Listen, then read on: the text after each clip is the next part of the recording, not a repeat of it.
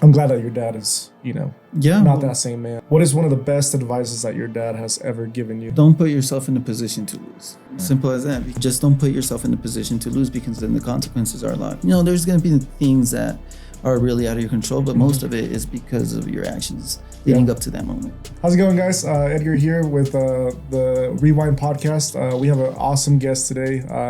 Robin, he's one of our really good friends. He actually owns he's done a couple of things with his life, but right now, currently, he owns a towing company. So we asked him to come on, give some of his life story. But really quick, I'm Edgar. Jon Grogan. Robin Rocha. Yep.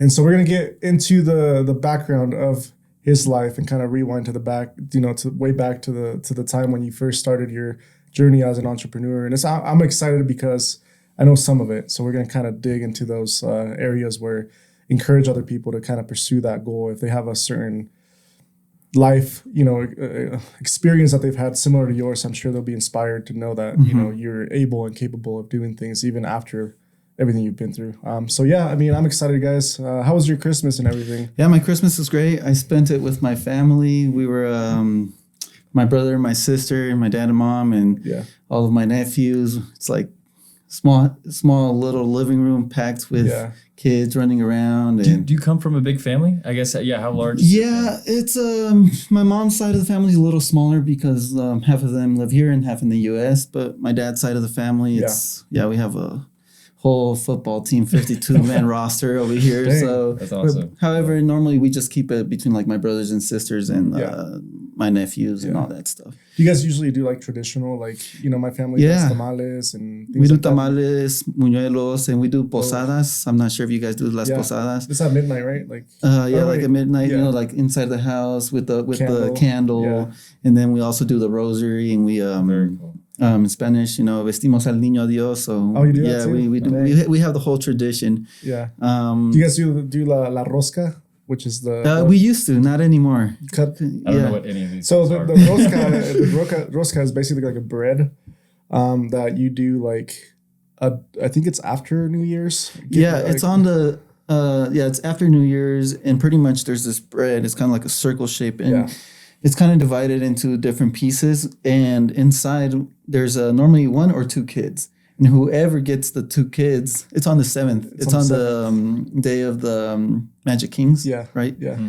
And so whoever gets the little toy or the little kid has to cook the tamales for everybody. On February 2nd. Yeah. So everyone dreads getting the little one because you don't want to get the and you little can't kid. get out of it. You cook them or you buy them, but it's part of the tradition for sure. And that's actually I missed that as a kid. We used to do it with my aunts and all that stuff, but now that we're a little bit smaller, it was like I don't want to cook tamales anymore. They used to do it in Mexico a lot with my grandparents, but ever since my whole family moved out here to the US, nobody really connects, so we haven't had a rosca in I don't know how long, but it's a really interesting. It's a really cool tradition. Yeah. Very cool tradition. Because I'm traditional white elephant, things like that. What do you guys do? Just turkey ham? Yeah, it's pretty traditional for Christmas. Yeah, it's turkey, ham, all of those things. Family comes over, we all get into one place, which is super cool. And then I have a large family too, so as you know, so we everybody gets a small little, $25 gift, kind of gag gifts, things like that, and get a person and stuff. White elephant. I think white elephant. In your case, having such a big family with your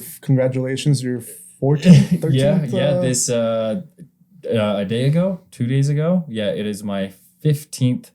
I'm an uncle for the 15th time. Congratulations. 14th or 15th. I don't know, but I have a lot of nieces and nephews. He's that's why you baby have boy.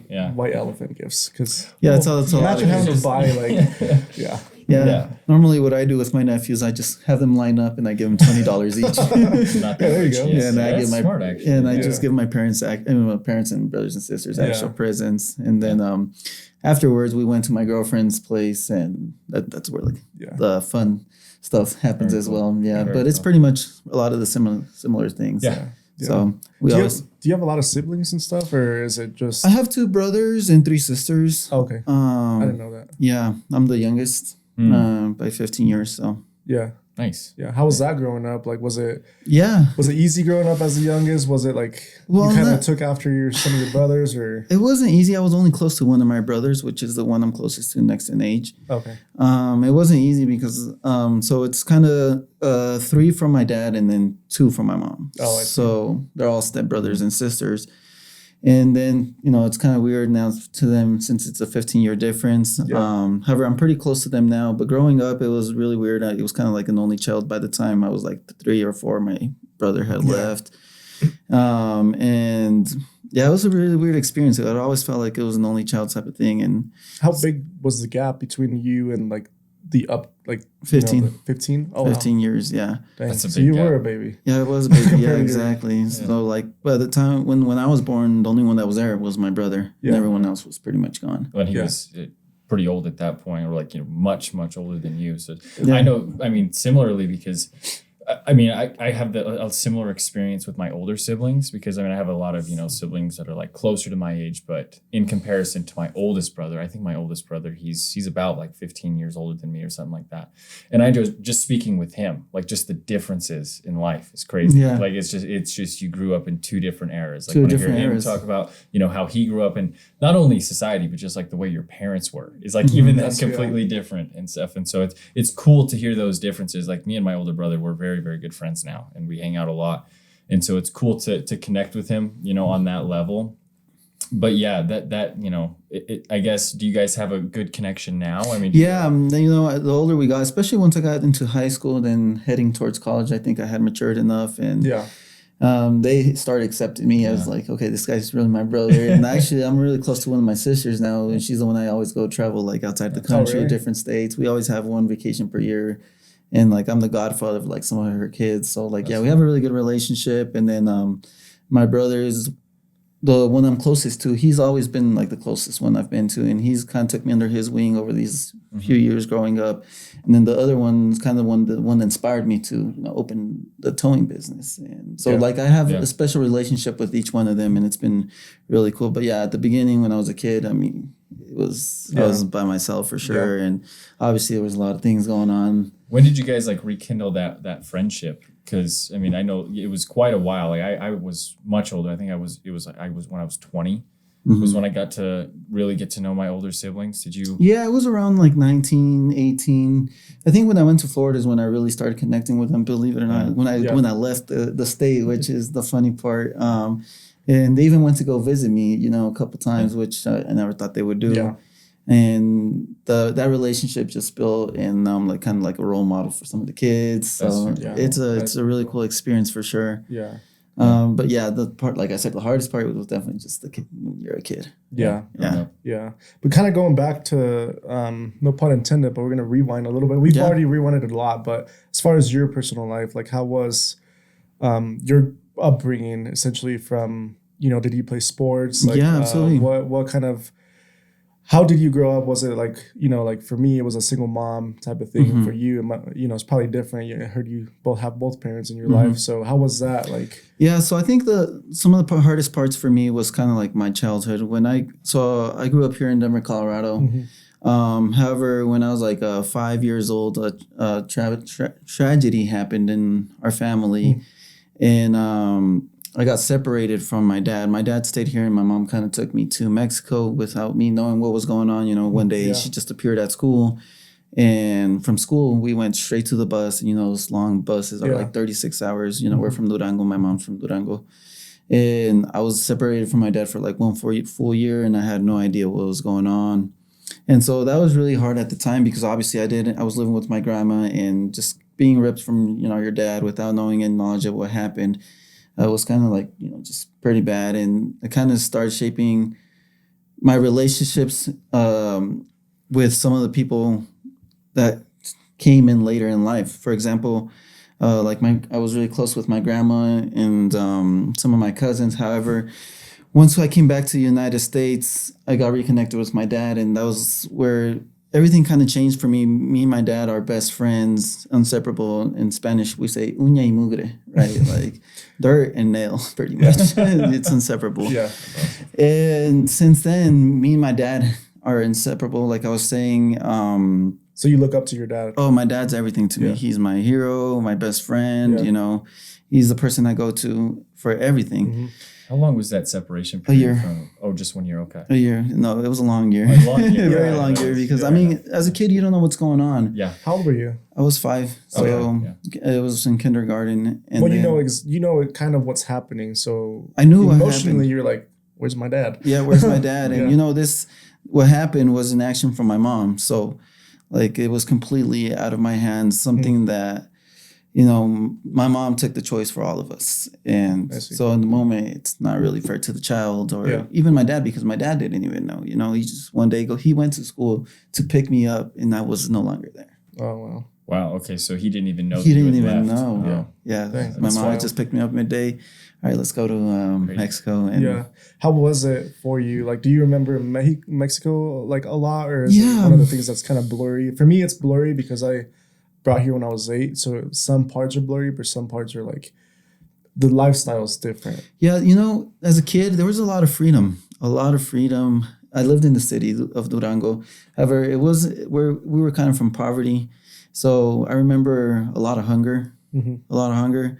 However, one of the things I do remember was just being free in, you know, the city and, Yeah. you know, doing a lot of things that you shouldn't do as a kid, you know. Like, Yeah. I remember we were breaking windows, like literally things that you shouldn't, Yeah. there's no place to be doing. Yeah. Learned a little bit of a rebel lifestyle. Yeah, it was a lot of rebel lifestyle, especially since, you know, you're kind of lost and the Yeah. person that I look up to just isn't there.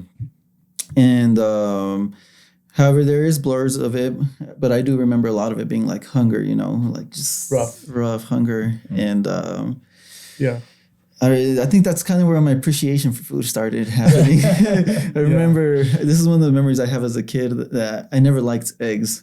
And my mom cooked me an egg in Mexico. And I was like, oh, this is like the best food ever. You know? Yeah, So I think that's really one of the my mom always jokes about that moment. She's like, hey, do you remember that, you know, you didn't like eggs and look at you now having like 3 eggs every morning. But like she jokes about it. But that's one of the memories like I always forget. And I obviously remember my grandma. Good source of protein. Kind of have to like them now being. Yeah, exactly. Yeah, exactly. So I guess what was it like going from being in that year in Mexico to coming back to the U.S.? Like what changed and why did she decide to bring you back? Was there like something that happened that she was like... So kind of pretty much what happened, my mom owned a jewelry store, right?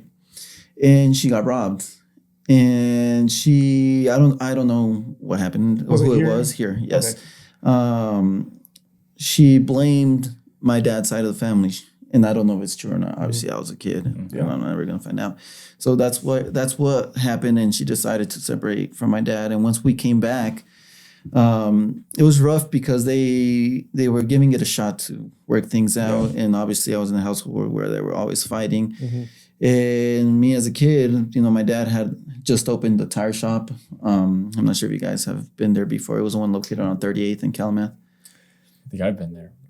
Yeah, I don't think... Did he own that one or did he own another one? That was He owns 2. Okay, so I've been to one of them. That was the origin. That was actually where everything happened for us. From the 38th one, that's where we all nurtured from it.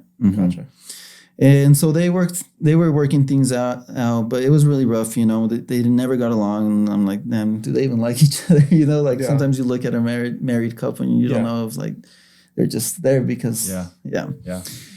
And so I kind of grew up in like North Denver. However, I was super excited to be back. I mean, you know, I was back with my dad, and he was always a person I looked up to. And did you talk to him on the phone and stuff like that? No, Or was it just complete disconnection. I didn't know his number, you know. Your parents didn't get divorced or anything like that? No, they're together to this day. So they worked it out. Wow. They worked it out, yeah. And it was the first time that she got robbed. So there was following ones that, you know, 4 years ago, that one was rough for sure. Yeah. Yeah, it was over $500,000. Wow. Of gold.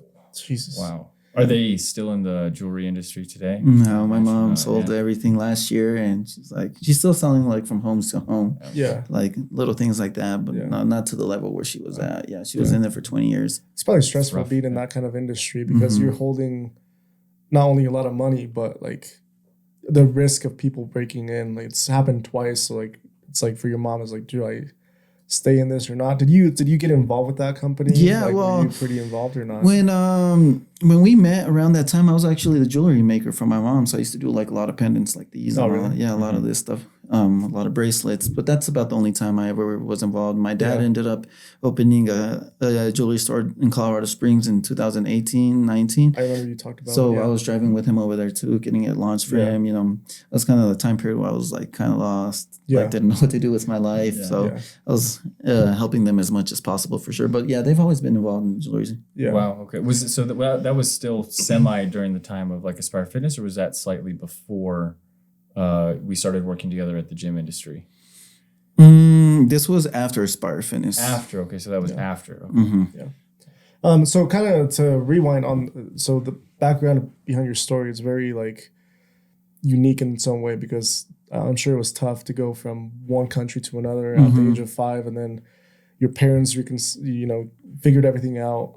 When was it when you started seeing a better outcome? Did it affect you as far as like mentally? Were you it was definitely. Were you pretty good with like not being in trouble, or were you kind of like battling between those two? I was pretty balanced. Yeah. I'll say that. However, things didn't get better till I was in middle school, maybe like 12th grade. Yeah. And leading up to, let's say when I was 6 to 12, I was involved with like friends, and I used to live in North Denver, so there was a lot of gangs involved over there, and I used to do things with them just because I was with them, not that I initiated them, that I shouldn't have. I remember one time we were inside a car, some random car, and we put it on neutral, and that thing went down 38th. I don't know if you guys know where the little on 38th in Calumet. So it crashed a tree. We were like doing stuff. Were you guys inside? We rolled out of the car. Wow. Yeah. So we were always getting into trouble for no reason and like little things like that. I was terrible in school. I got held back in 5th grade. Same grade. Yeah. I was listening to, on your episode in 5th grade, and I struggled a lot with English. I feel like sometimes when I speak, I don't have an accent, but other people say I have an accent. I don't think I do. Yeah. However, it was never really my strong subject. I always put a lot of effort into math. That's one of the things I always understood good. I was always involved in like sports, like martial arts specifically. I always liked soccer. That's kind of like the next chapter of my life once I turned 11. And I think that's one of the things that really taught me some discipline, the martial arts. I won a lot of tournaments. I think I won like 6 tournaments. Yeah. What martial art was it? It was karate. Karate. Okay. So he's actually thinking about joining. I'm gonna join a mixed martial arts gym, boxing and stuff like that here next week. So. Are you excited? Oh, I'm super excited. Yeah, because I've always been into fitness for quite some time, and actually to put that and apply it to something useful and physical and stuff like that, I'm super pumped. I'm super excited. Maybe we'll see him in the UFC. If I could do a little bit of competing, my girlfriend's not too happy about that. But if I could do a little bit of competing with it, that'd be fantastic. Yeah, why not, right? If the door opens. Yeah, exactly. Well, and I did I have a little bit of background in it. Just I did Taekwondo in high school. And so that was pretty cool. And I did 2 tournaments then, but I was like 12. So yeah, long time ago. Yeah, long time ago. Didn't place.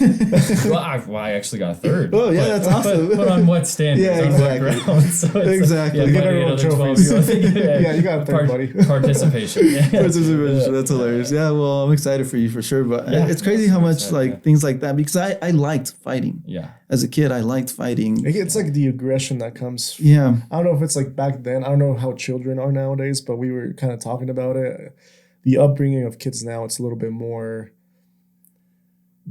It's hard. It's a hard subject. Let's put it that way. But back then, you were a boy and you made rational decisions, like getting in trouble, like like in your case, stealing cars. I'm just kidding. Borrowing. Borrowing cars, getting in fights. Reparking. You had that like aggression and that kind of mentality of like just being a rebel, but then you're I don't know.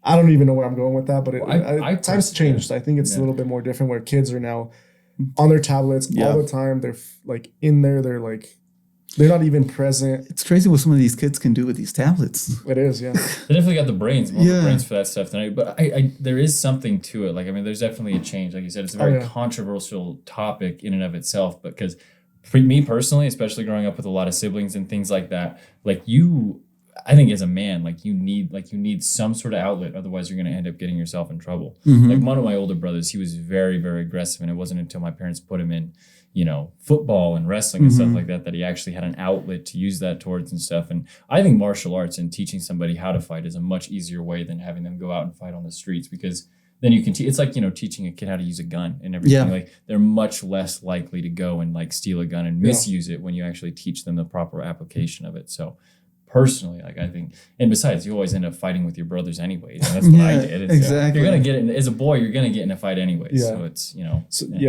So I guess in that sense, like, what was one of the things that before we transitioned to the soccer area, because I know that was a big portion of your life, but what was a big thing that changed, like that really impacted you besides your family and your parents? Like, was there anything different after that kind of made you who you are? Yeah, well, just the things that impacted, like I said, I just always rewind back to my dad. That's when he opened his tire shop, right? Yeah. And I was always around him, so I grew up in that tire shop. And, we have a couple of funny stories that even as a kid, I was taking off tires for him and all that stuff. So I was helping him. And what really helped me was his optimism. You guys know me. I feel like I'm one of the most optimistic people around. And he always taught me, there's always a light, a brighter light, just give it your all. And like little things like that, even though I was doing these other little things that I probably shouldn't have been doing, having someone like that by my side was really optimal for my, keeps you from going all the way, to have something like that to fall back on, somebody that is going to exactly accept you. And I know if I would have grown up just with my mom or my brothers and sisters, just like, no offense to them, but looking at them now, like, I would have been a complete different trajectory for sure. Maybe a little bit more aggressive and like, not so much in control of the emotions, things like that. Yeah. So needless to say, a father figure is very important because I see it in both your lives and everybody that has a father. Like, it's really inspiring to see for someone to be like, that's what you want to be with your kids when you have kids. Yeah. And that's what you're going to want to be with your kids. And same for him. Like, we, as men, we want to be leaders of our households and stuff. So it's good that you had someone. Was he pretty like strict with you, or was he just no? He was never strict. He was never strict. He was like, go do you. Just don't get in trouble. Wow. Yeah, he was very listening, understanding. I think that year for him that we were separated also like gave him a different perspective because the relationship that I have with him is not the relationship he had with his other kids. So he's learned from that as well. Gotcha. So do you think that can you see that difference in like how he, and how like he raised them versus how he raised you? Yeah. Is there a difference there? Yeah. I know I've seen them grow together, as they've gotten older, and there's obviously things that happened in their past with him and all that stuff. However, I can definitely see the difference. But there's one thing that he did instill in all of us, which is the entrepreneur gene for sure. Yeah. Yeah. Was he more strict with them than he was with you? Yes. And I think part of the reason was because he was an alcoholic with them. Yeah. And by the time I was born, he wasn't an alcoholic. So like it's two different eras of his life as well.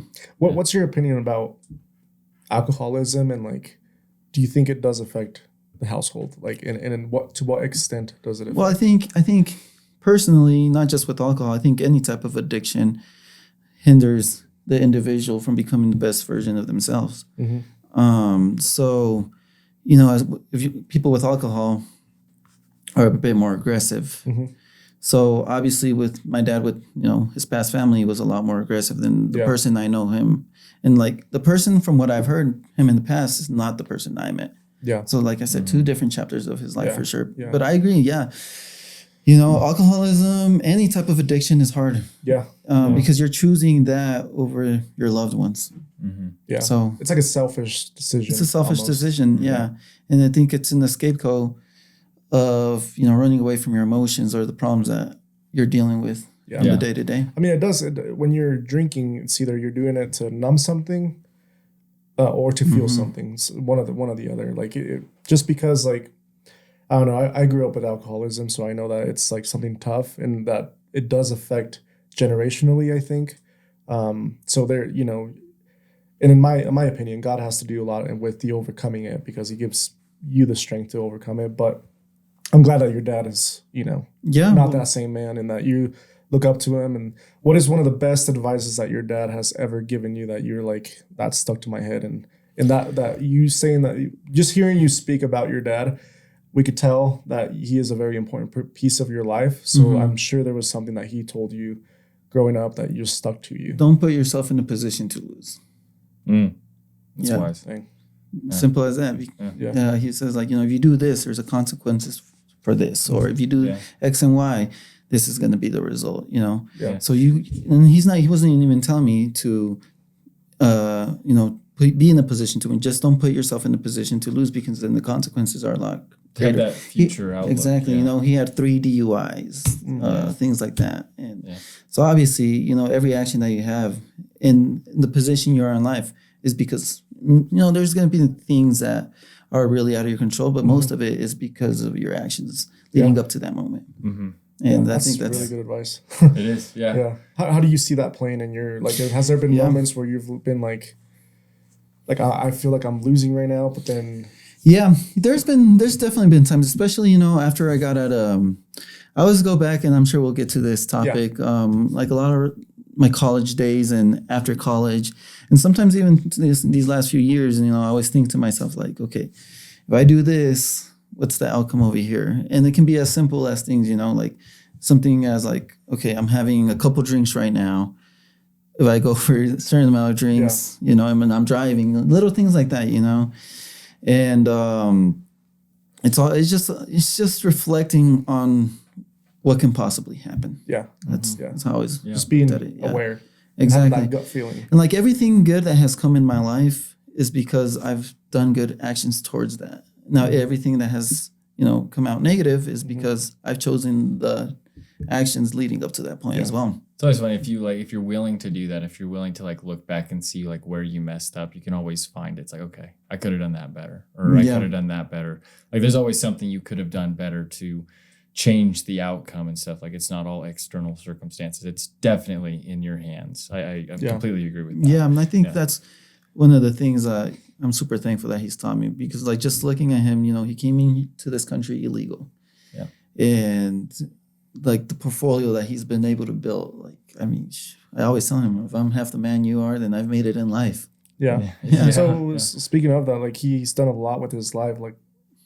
Do you aspire to be in that position where, I don't know what your dad does. He owns the 2 tire shops. Is there anything else that he's involved in? Yeah, he has rental properties. I think between him and my mom together, they each have their own rental properties, but I think between both of them, it's 18 together. Oh, wow. Yeah, we have, I say we, they. I'm their son. I have my own rental properties, they have some here in Denver and in Wichita, which is where we've been purchasing them in the last 3 years. So, like I said, he's worked hard, and that, that property down there on 38th and Calumet, that tire shop, we all kind of nurtured from it. That's where my brother opened his alignment shop, and my mom opened her jewelry store. That's kind of where the entrepreneurship happened for everyone. Everyone started expanding from there. Yeah. If it wasn't for that, I have no idea where we would even be. Yeah, it's crazy. Yeah. No, go ahead. No, I was gonna say, it doesn't seem like any of your family is in the, none of them really, because we were speaking a little bit before this, but even your brother, he has his own company now. And so a lot of your siblings, it seems like none of you are really in the employee mindset. You guys all take after that entrepreneurial spirit. Yeah, my brother has his own towing company, mainly junk cars. Then my sister, I have my own towing company. My mom had the jewelry store. My dad the tire shop. So very entrepreneur oriented for sure. Yeah. No, I think it's really cool to see people, us thrive, all of us thrive in different upbringings, and kind of seeing how successful you've become, because we met back in the gym. But I guess now we'll transition a little bit towards the big part of your life, which was soccer. Yeah. And I know there was some real life-changing moments with that I've heard before. I don't know the whole details of how it happened, but I know that you were very badly injured when you were playing soccer. So just walk us through your passion with soccer, what it taught you, and kind of what that experience was like when absolutely, that injury happened. So it all started when I made the transition from karate to soccer. I was never extremely talented. I was decent. However, obviously I put in the work over the years. So it was from 6th grade leading till 12th grade. And I made varsity my freshman year, so that was always nice. In high school? Yeah. I became the captain by sophomore year.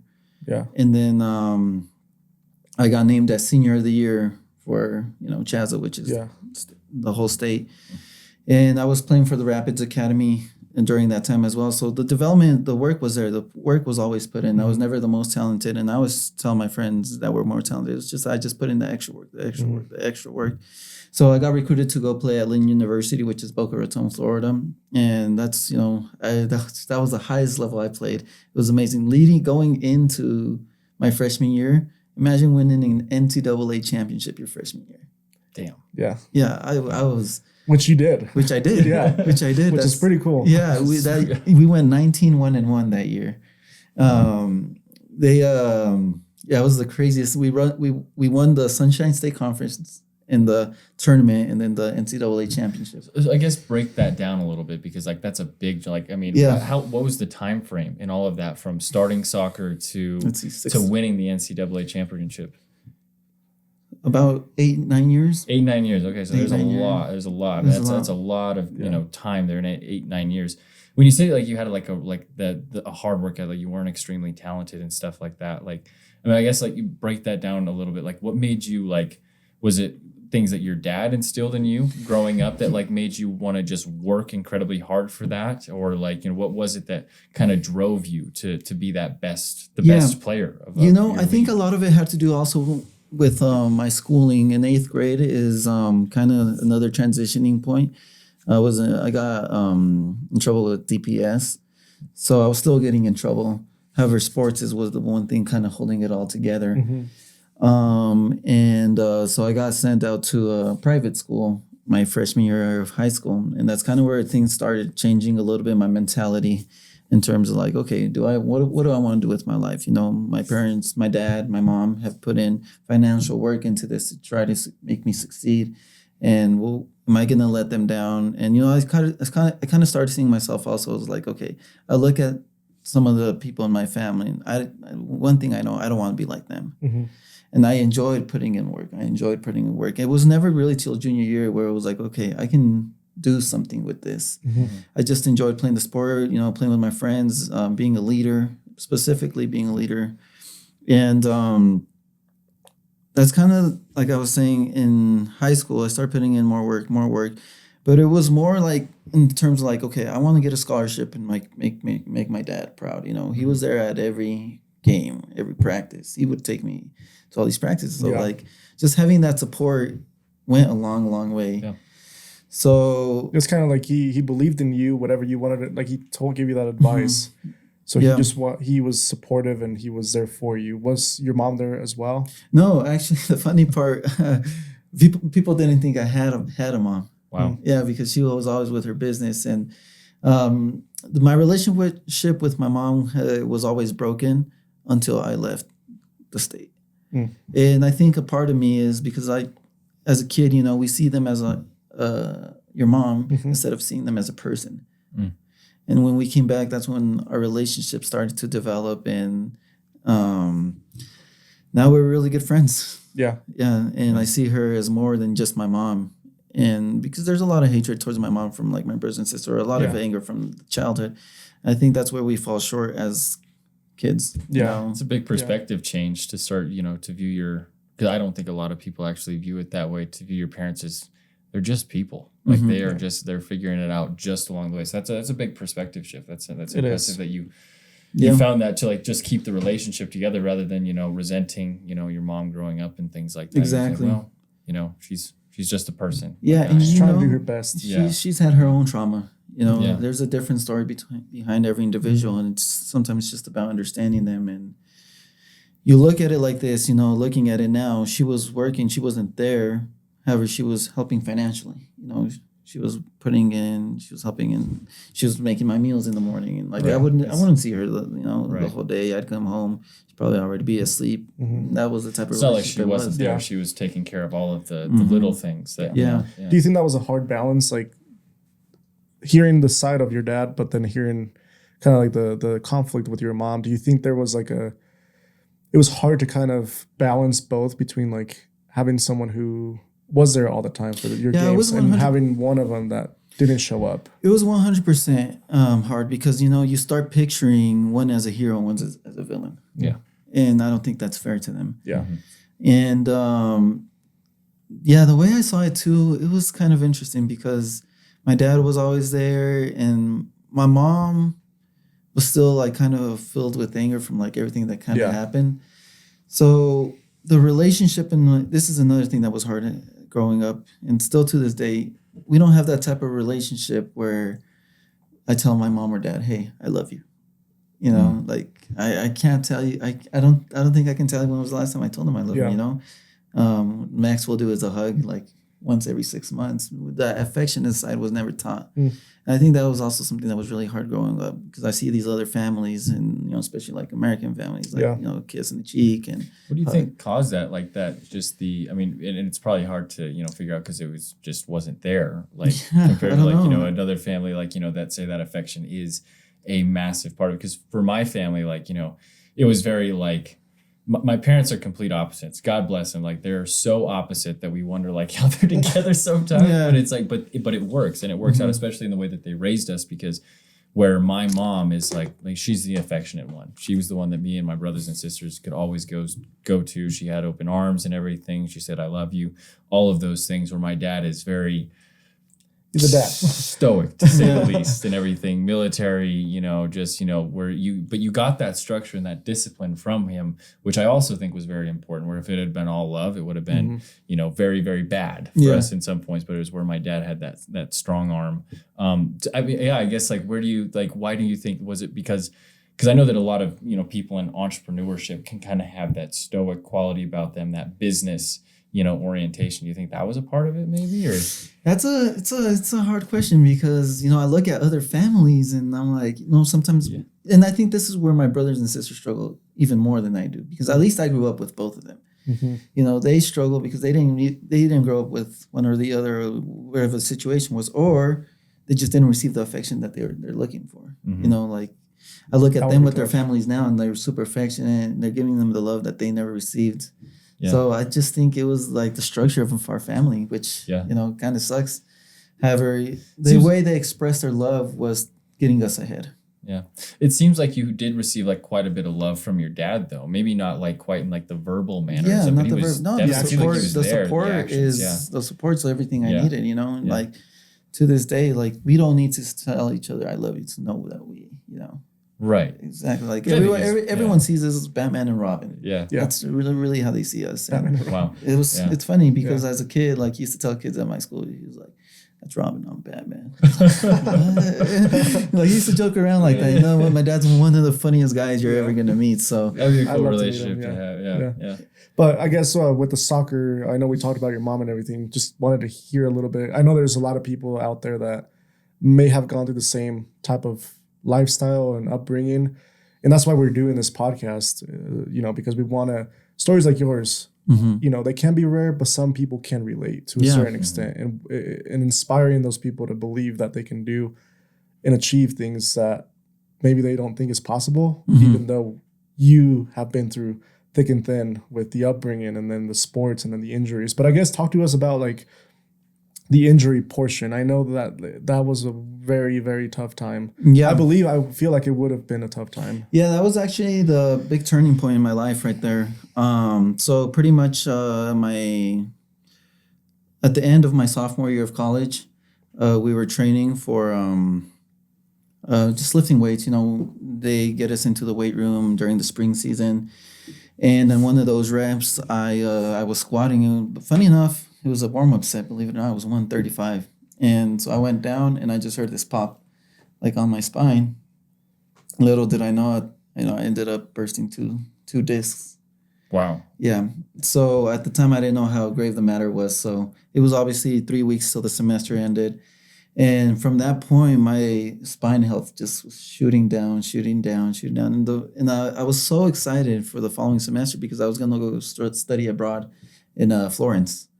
Everything was already, I had a scholarship, to go study out there, and it was going to be my last year. I wasn't even going to play for the university anymore, only for the spring season. So this is your junior year in college? Yeah. So I graduated college in 3 years.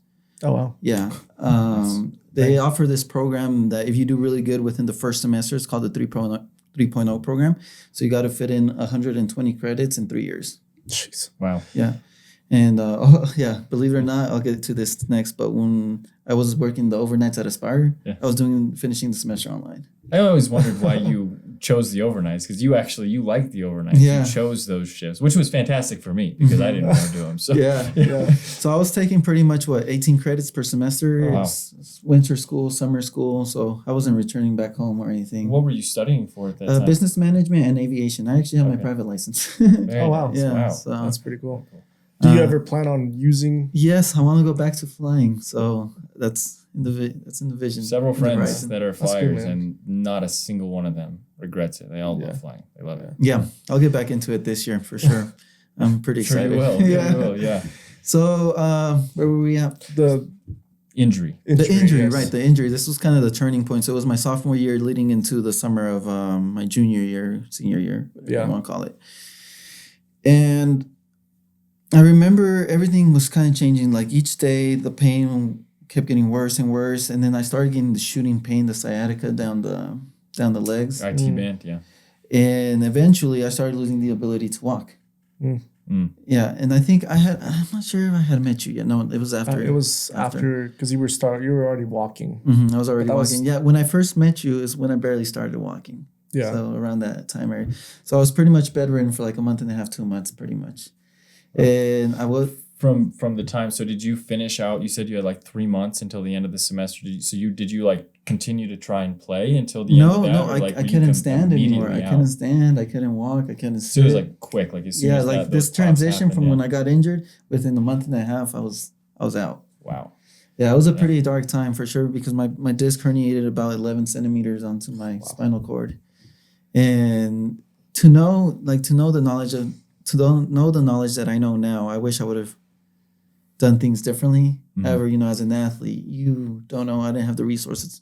School ended, and you want to push your body. You want to be the best. You want to work hard and consistent and not sleep. And everything kind of deteriorated from there. It was a really weird transition because obviously everything I knew was Florida. It was 2 years after I graduated high school. So I came back over here, and the life I knew, my friends are in college, people I knew are just not the same. And everything I knew, I had to restart my life again back here because I wasn't planning on coming back. I wasn't planning at all. And I think what made it even worse was that I knew I was supposed to go to Italy to go do everything. Do you still reflect on that? Or does it affect, or are you now I'm glad it all happened the way it did? I guess I'm not exactly happy because I wish it would have happened. However, I know God had different plans for me. Yeah. There's no way that this injury would have happened. He would have let me go if, Right, you're still here. I'm still here. Yeah, it happened for a reason. He didn't want me to go for a reason. Yeah. Yeah. So I always look at it like that. Would I have wanted the opportunity to do it? Yeah, 100%. I mean, who wouldn't want to do that? Yeah. Yeah. Yeah. It's crazy to look back because I mean, if you, and it's that hope that drives you forward, that it's the fact that you're still here. Because that purpose, or for whatever reason that may have, happened, to deter you from being an athlete. Because, I was for a short time, trying to go to the CrossFit games and do all that, be, Olympic weightlifting competitive athlete and everything. And, when God derails you from that, it can be very discouraging and disheartening. And you still don't know where he's leading you yet. Yeah. And you were a beast, man. I remember. Not that good. No. Yeah. However, like I was saying, it was just a really weird transition because everything I knew leading up to that moment, I couldn't fly planes. I couldn't lift weights. I couldn't play sports. I just bedridden, and I needed to find a solution on how to fix my back. So we started doing a lot of spinal decompression, a lot of therapy, and a lot of that stuff. And this all started around August. So I guess I got injured during the end of April. So what year was this? 2016, 17, around there. Yeah. When did 16 probably? In the rehabilitation, because I know when we started working at Aspire, you were still kind of rehabilitating, you weren't completely at 100% yet. How long did it take you to get back to 100%? Are you at 100% today? Once I got to around a 65%, I ended up getting spinal surgery. Okay. So and then I had to kind of restart again. Yeah. Because the pain was still there. I can function, I can move, I can even lift some weights. However, the function, the pain was still there. So I ended up getting a microdiscectomy where they take part of your disc out and part of the herniation out. And man, That sounds painful. Yeah, that's why like deadlifts scare me. Anything with the spine. Yeah, anything with now the spine. last weekend, I don't know what I did. Usually, like I gotta remember that I'm not 20 anymore. And last 2 weeks ago, I like worked out very hard, and I don't know what I did, but I could not walk for 3 days. Like I literally, my back, had a shooting pain on my right leg going down like the back side, and then we kind of searched a little bit about it. And sciatica. yeah, and it was something that had to do with if you keep aggravating, basically, like it could lead to a herniated disc. Yeah. So essentially, what I'm doing now is like I don't want to pull or push that kind of weight, because it does. If you're not doing like proper recovery or proper stretching or really taking care of your body, it will affect. And in your experience, it did. And, I think that's kind of what happened, because the 2 discs got herniated. And so obviously I was getting the sciatic pain, the nerve, the tingling, the fire on your legs, the whole thing. And then I was still training as hard, because those guys are weighing 195, 180. I was weighing 160 at the time. Yeah. Yeah. So like I'm trying to put on some mass, keep up with people. Yeah. And so obviously training at that high level just brought me down real quick and made the injuries a lot worse. Yeah. So what is one of the biggest things that you learned that you're like that you like really like go back to, that inspires you to be who you are now? Because I'm sure that was another big moment in your life. What was the biggest thing you learned through that? Well, I think that's where kind of like a lot of my faith started coming out. I'm not a very religious guy. However, God's plan is God's plan. Yeah. And some things in your life are going to be taken away. However, some things are going to be given to you. And, you got to take the opportunities that are given to you at the moment. Control what you can control, for sure. Yeah. And that's also, like we were saying, I'm a pretty optimistic guy. I think that's where I became like one of my very more like I was very down, very dark person. And once I started walking again, started doing the rehab, I was like, okay, how can I convert this into my story? And that's when I started my YouTube channel, helping people with spines. Mr. And I'm like, 303? Mr. 303. No, Mr. 303. The birth of Mr. 303. Yeah, we can get there soon. Yeah, because that's a whole different chapter. Yeah. I've seen. You've met him. That's funny when you talk about like, the down and depressed, Robin, because I don't think I've met him. Like you've always been a very upbeat guy. Yeah, exactly. So it was a very dark time. People in my life that were staples of my life left during that time as well. So I think it was challenging. I still have 2 really good friends from high school that were there for me. And I think one of the things that was really challenging for me as well, obviously I had established my life in Florida. However, during that time that I was bedridden, only 3 people came to visit me. Wow.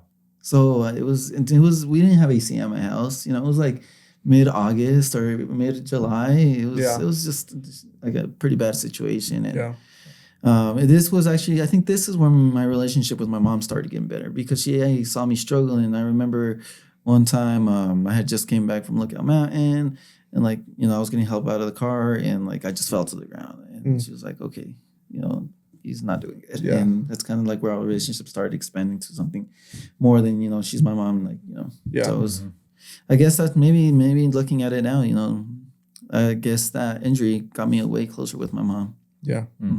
Again, I think God has a plan for everything. And sometimes it reconciles things that may be hurting you to be a better person. Yeah, for sure.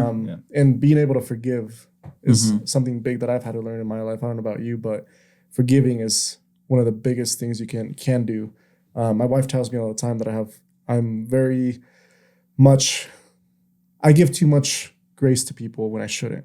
But it's like, well, who am I to like, in our place, like who are we to judge anyone or do wrong by people or anything like that? Like we're in no place whatsoever, because I could be in a different place in my life, and if I didn't forgive. So forgiving, is that something that came easy, or was it that moment that kind of helped you kind of, or do you struggle with like having to forgive people that do you wrong? No, I let go of people that don't want to be part of my life. And sometimes the way I look at it as well, certain friendships are meant to be there for a certain era. Yeah. And that's okay because sometimes we want different things in life. You remember my boy Gerardo? I think you remember him from Davi. Yeah. Like we were together all the time, and we just went in different trajectories. And the people that like with that injury that weren't necessarily there at the time, maybe they had something going on. Yeah. I just don't know the whole thing. The whole and obviously I was hurt by people that I was close to that didn't come. However, I have the right people around me now. Yeah. And, that's all that matters. Exactly. Yeah. And I met amazing people. I wouldn't have met you guys if it wasn't for this injury. I wouldn't have met anyone from Aspire. Yeah. Anyone, I wouldn't have this probably towing company or met my current girlfriend, Yeah. It was just a 160 for sure. Yeah. So to kind of go into your entrepreneurial life now, what are you up to nowadays? I know you own All Morro Towing. Did I say it right? All Morro. All Morro. Okay. All Morro. All Morro. So if you need a it's tow, English, the letter all. All. I thought it was El Morro, but yes. All Morro Towing. So if you guys need a towing, if you guys need any type of service like that, we're gonna put his information in the description below. You can follow him on his social medias as well. But tell us a little bit about that, how that started, why you decided to invest that kind of money into a truck, because those are not cheap. Yeah, for sure. So obviously after I left Aspire, I still work with these guys right here. He was my general manager. He was also my general manager. After I left, I had gotten the spine surgery and I was kind of lost. So I was working for my mom at the jewelry store. I was her jeweler, did all the repairs, all that stuff. And then my dad opened his shop, and then I came back with my mom. My dad ended up selling the shop. Things just didn't work out down there. And my brother had his own towing company, but it wasn't I do roadside assistance and all this other. He just does junk cars. So he has one of the smaller wreckers. He was like, hey, well, why don't you try this? Give this a shot. I mean, I think they kind of saw that I was kind of a little bit lost. Yeah. And he kind of encouraged me, and we found a tow truck on Craigslist, $32,000. This was right during COVID, right when COVID started. So I think that's why I got such a good discount on it. And I was like, okay, yeah, well, we have $32,000. Let's go buy this. Mm-hmm. So I ended up purchasing it. And I think that's kind of where everything expanded for me, everything that I have to this day. However, during the first few months, it's like every business, right? It's hard to get customers. You don't know what you're doing. You're kind of learning as you go. And then I started just Googling things, how to get customers, things like that. And then my parents started encouraging me to buy rental properties in Wichita, Kansas, along this journey. It's been 3 years now that I've opened this company.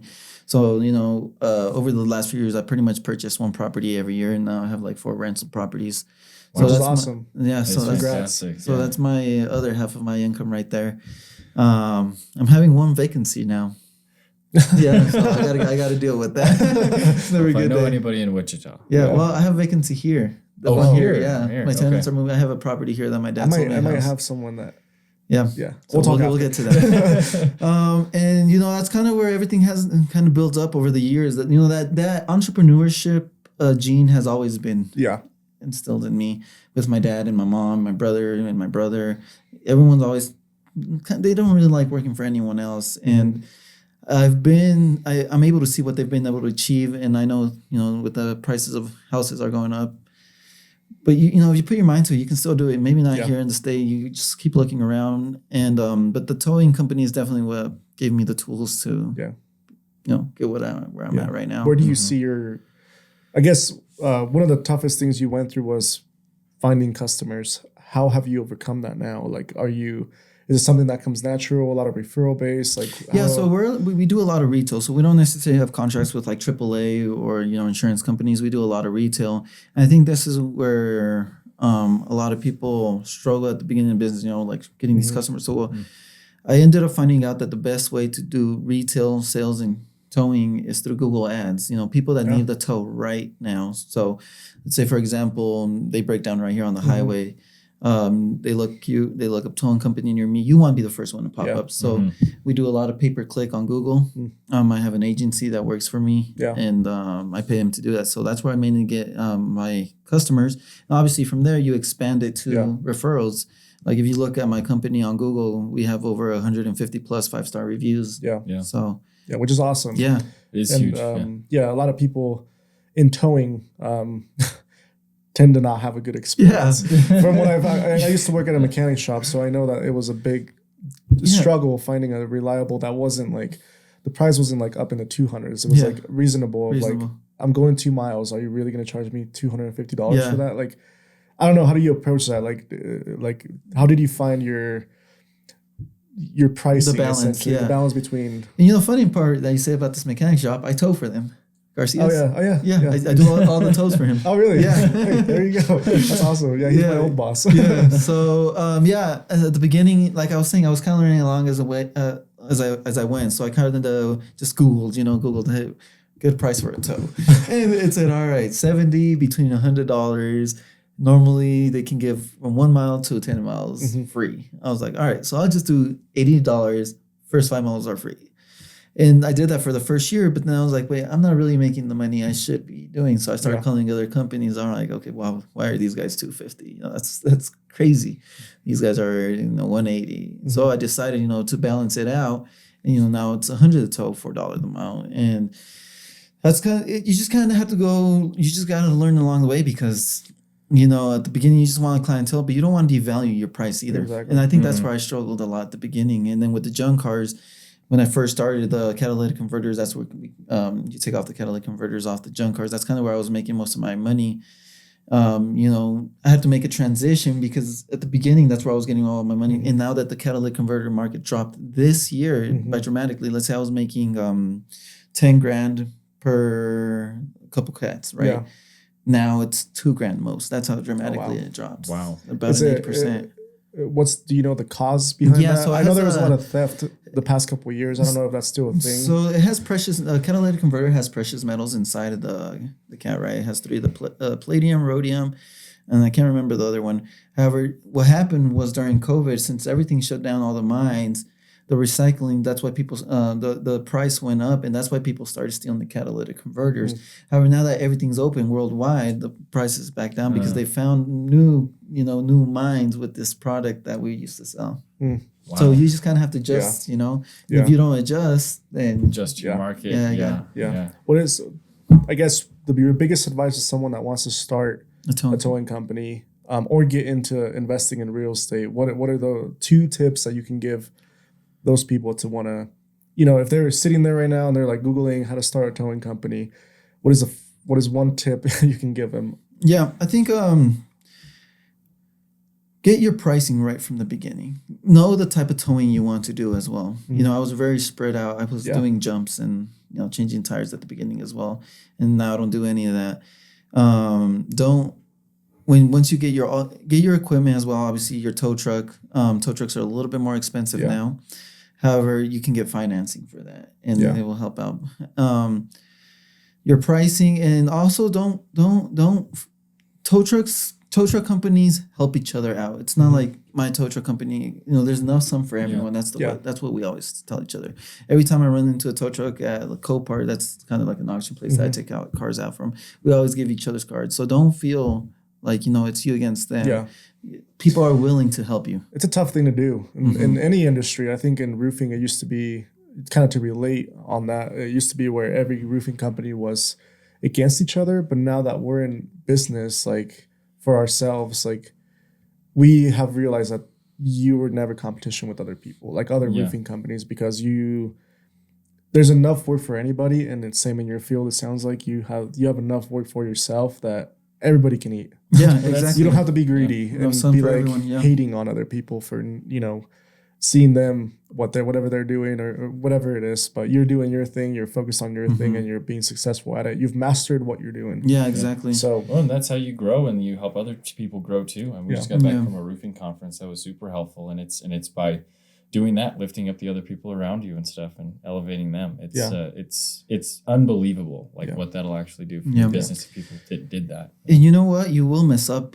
However, that's where you learn. All right, don't do this mistake again. And then, for example, like when I was first towing, when I first started towing, I was doing overnights too, and I was charging the same price, you know. So like I wasn't being smart about it. Now if I do an overnight tow, it's $250 just to go. Yeah, It's your time is money. Exactly. Your time is your tow truck isn't cheap. Exactly. And fuel isn't cheap. So and maintenance, brakes, everything like that.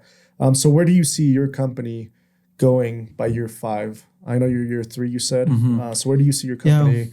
Do you want to get more trucks in your fleet? A bigger fleet for sure. You know, a couple other 2 trucks, and I'm kind of hoping that the cats go up. That's kind of where the real money was made. However, we want to build, get contracts with the city. That would be great. You know, maybe with some police officers, and hopefully get an impound by then too. That'd be pretty cool. Awesome. Turn yourself. Could you end up doing? Because I had a family friend a long time ago that had a junkyard company, and he did very well doing that. But having a junkyard company, and is that kind of something that you see for the future? Did you want to go absolutely. that far with it? With a yard, you can do so many things because, for example, even if it's not under the same name of the company, for example, if you just want to keep the roadside assistance, because that's why I have so many good reviews, right? Because they're the good tow truck guys.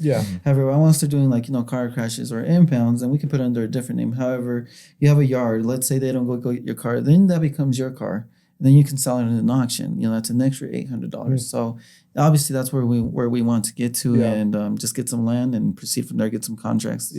That's pretty cool. And you recently you're starting another venture. In the next month. Yes, we're pretty excited. Guys, this guy's story is crazy. He's going after one business and another, and I love it because it's inspiring. It makes you want to think outside the box and want to pursue. So tell us about that. I heard you guys talking about it earlier. So we're starting a photo booth rental property. Photo booth rental property. Who are you with the properties? We're starting a photo booth rental business. Rental included with the photo booth. Comes with the house.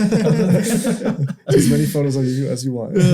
So we're doing like renting photo booths for like weddings, quinceañeras, things, corporate events, and we're doing like the photo booths that print out your pictures, or like even the 360 ones, which is the kind of the popular thing these days. So we're pretty excited about that. We have a expo that we're going to Vegas next month. So me and my girlfriend are starting this business together. We were talking about that, and me and my girlfriend have been to so many weddings this year, and there was a photo booth at almost every single one that we went to. There were a few that weren't, so it's crazy how popular those are. I wish you the best of luck. I'm sure it's going to be a good time for sure. And like you guys know me, I'm a very outgoing person. One of the things, with the towing business, that it's Mr. 303. For you guys that don't know, Mr. We'll have a second episode sometime with Robin, so you can tell us about Mr. 303. I'll make sure Mr. 303 appears. Different part of life. Mr. 303 will appear, not Robin. However, I've always found out that in my nature, I'm really outgoing. I love having fun, and that's one of the things with my towing business that I'm a little to myself, and I see the photo booth rental business as an opportunity to talk to people, have fun. I'm a very outgoing person. I love to be out there. And your girlfriend is in real estate. My girlfriend's a realtor. We'll have to have her on sometime as well. Yeah, absolutely, for sure. Mr. Entrepreneur, not Mr. 303, Mr. Entrepreneur. Yeah, Mr. Entrepreneur 303. It's funny because my friends always ask me, is Mr. 303 coming out tonight? I'm like, no, he makes 1 year appearance now. And which was for your wedding. You have to pay for it. Oh my gosh. I was like, dang, that took me back to that one time we went to that party. Oh my gosh. Good times, right? And my gosh. Did we break the floor? The foundation of that house collapsed because there was so many the floor people. sinking. Yeah, that was pretty crazy. Good times. I was like, where's Robin? Oh, there he is. Go on the counter. Yeah. Oh, no, he's over there. But no, man, it's really inspiring to hear your story and hear what you've been through, and it's awesome to see that your father was a big father figure in your life as far as sports and the upbringing and the entrepreneurial side.